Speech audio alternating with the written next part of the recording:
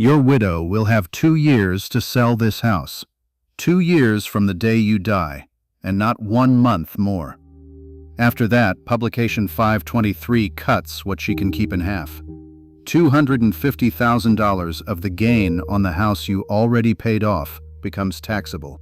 This is for you if you own your home and your wife's name is on the deed too. It is for you if the mortgage is gone and you think the hard part is over. It is for you if you are the one who handles the paperwork in your house. And it is for you if the two of you have never once talked about which one goes first. Here is the number. Not the whole gain, not half of it. $250,000 of it exposed in the space of one missed deadline. A woman I will call Ruth is 68. Her husband Dale died in March at 71. They had owned their house for more than 30 years and owed nothing. Nobody at the funeral mentioned that a clock had started. Ruth found out about it from a stranger 18 months later, with 6 months left to run. 4 things have to be true for her to keep the bigger number. 4. Most people who talk about this rule can name 1. I am going to read all 4 out of the publication itself, because the second one has ended this for people who did everything else right. Then the part that gets missed completely. There is a second clock running beside the first one. It is shorter, nobody starts it, and it has nothing to do with the house. And before any of that, I owe you an honest correction about what a paid-off house actually pays you. It is not a check. What it is instead is worth more, and that is the spine of this video. By the end, you will know both clocks, all 4 conditions, and what one sale in the wrong year costs across 3 separate years. I am holding that last part for near the end. Let us start with the money Ruth's house is supposedly paying her. There is a real tax advantage to owning the house you live in, and almost nobody states it correctly. Rent it to somebody else, and every dollar of rent is income you pay tax on. You live in it instead. You are the landlord and the tenant at once, and the tax code taxes neither one. The Tax Policy Center puts it in one line. The imputed rental income homeowners receive is not taxed. Treasury's own analysts priced that break at $128.9 billion in a single year. Now the correction, because this is where these videos go wrong. Nobody is sending Ruth a check. Her house does not make $2,000 a month and put it in her account. What it does is remove a $2,000 bill she would otherwise have to pay. That is avoided cost, not income, and the difference is not a technicality. Here is why avoided cost is worth more. If Ruth had to raise $2,000 a month for rent, she would pull it from a retirement account. That withdrawal is taxable. She would need to take out well over $2,000 to be left with $2,000. A bill that never arrives is never taxed, and it keeps her income low, which quietly matters. Less of her Social Security gets counted as taxable when her other income stays down. These are also the cheapest years of her life to move money into a Roth. Hold that first one, because it comes back. Now the rule itself, flat. When you sell your main home at a profit, the tax code lets you exclude part of that gain. If you are single, the first $250,000 of gain is excluded. If you are married and filing a joint return, it is $500,000. To get either one, you have to have owned the home and lived in it as your main home. 2 of the last 5 years. Most retirees pass that without thinking about it.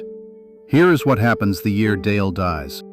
For that one tax year, Ruth still files a joint return, so the $500,000 is still hers.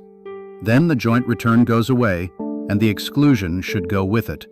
Except the publication carves out an exception, and that is the title. Publication 523, under the heading Surviving Spouses.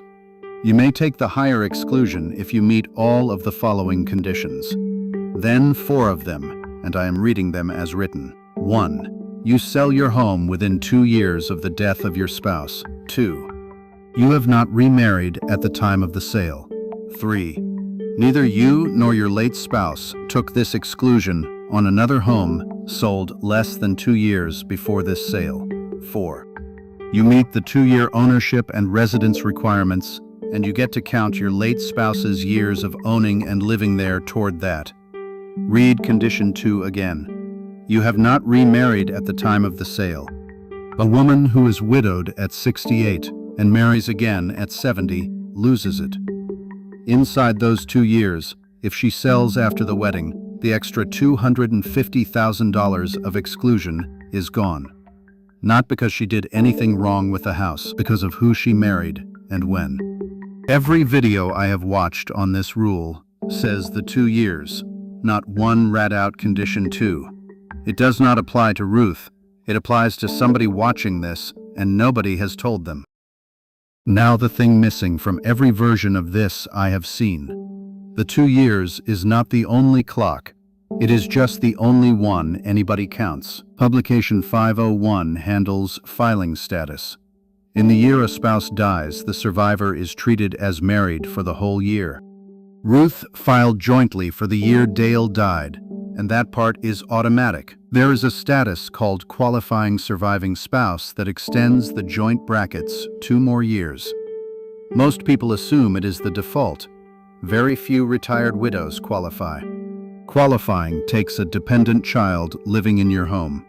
Ruth is 68. Her children have children. So, from the very next tax year, Ruth files as a single person. She did not pick that, and there is no other box in the code for her. She is taxed in one person's brackets from then on. I made a whole video about what that does to a survivor's bill. I am not repeating it here. This one is about the timing. Put them side by side.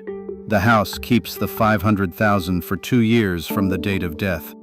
The brackets stay a couple's brackets until the end of that calendar year. One clock runs about a tax year. The other runs 2. You would assume they are the same clock. They are not, and Dale died in March, which makes the gap easy to see.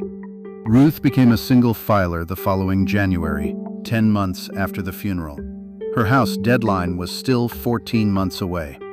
Here is what people get wrong about those 14 months. She is already filing as one person, so it feels like the penalty has landed.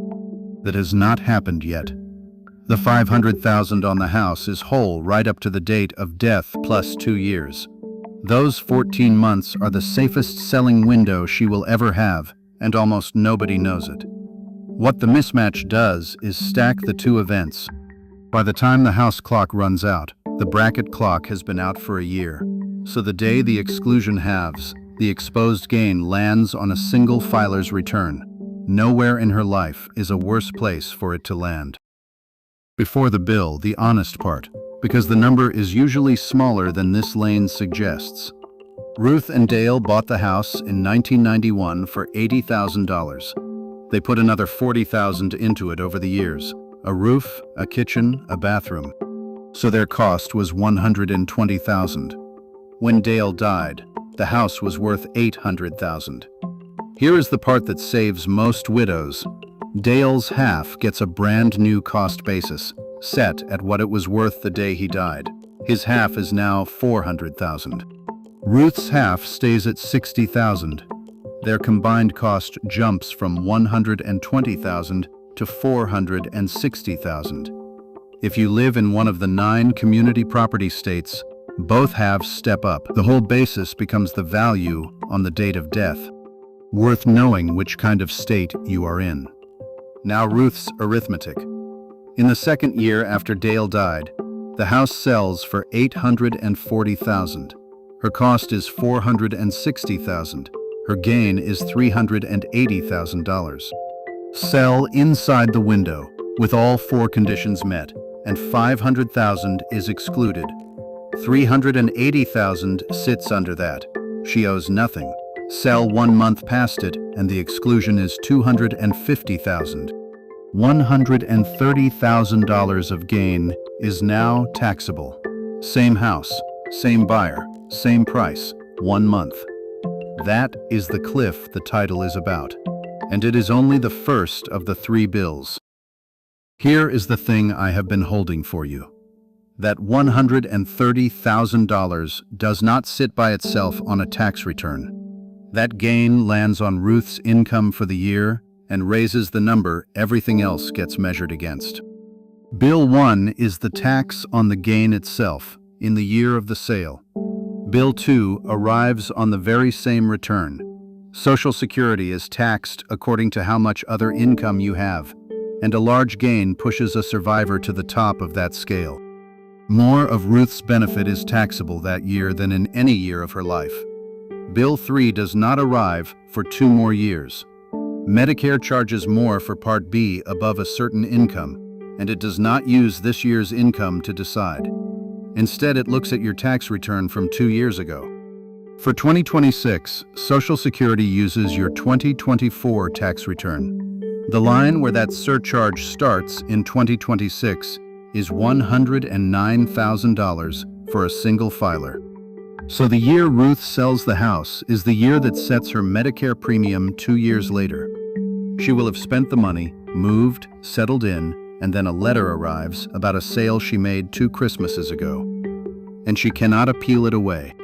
Social Security will reduce that surcharge for a life-changing event, and their list is short and specific: marriage, divorce, a spouse dying, stopping work, a pension terminated, a settlement from an employer. Selling a house is not on it.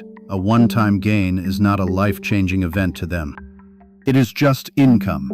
So count what one date did: a tax bill in the year of the sale, a bigger share of her Social Security taxed on that same return, and a Medicare premium 2 years after that. One decision, 3 bills, across 3 different years. The last one arrives so late that almost nobody connects it back to the house. So here is what to do, in order, and most of it is paperwork you can do this week. 1. Find out how the 2 of you hold the title to this house. Joint tenancy, tenancy by the entirety, community property, or one name only. It changes how much of the basis steps up, and most people have never read their own deed. 2. Get the house appraised as of the date of death, in writing. That number becomes half the cost basis, or all of it in a community property state. Reconstructing it from memory 3 years later is how a gain gets overstated.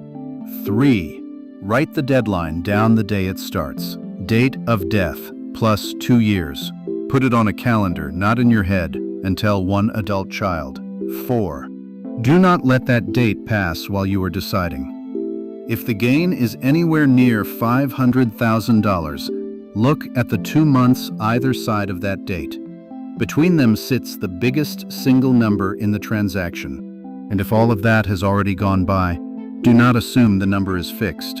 Get the appraisal, get the receipts, and count every year Dale owned the place as one of yours. Ruth's gain came down by $20,000 just by finding the paperwork for a roof and a kitchen. Only her half of that work still counted. Dale's half was already inside the appraisal. If this was useful, please like this video and subscribe to the channel. Somewhere out there is a man who paid off his house last year and believes the hard part is behind him. His wife will get 2 years and a rule nobody read to her. This channel exists so he hears it while he can still do something about it. Your one thing today: find what you paid for this house and what you have spent improving it since, and write both on one page. Then tell your wife which drawer it is in. Ruth spent 4 months looking for that page. I am not a tax preparer, and I do not sell real estate.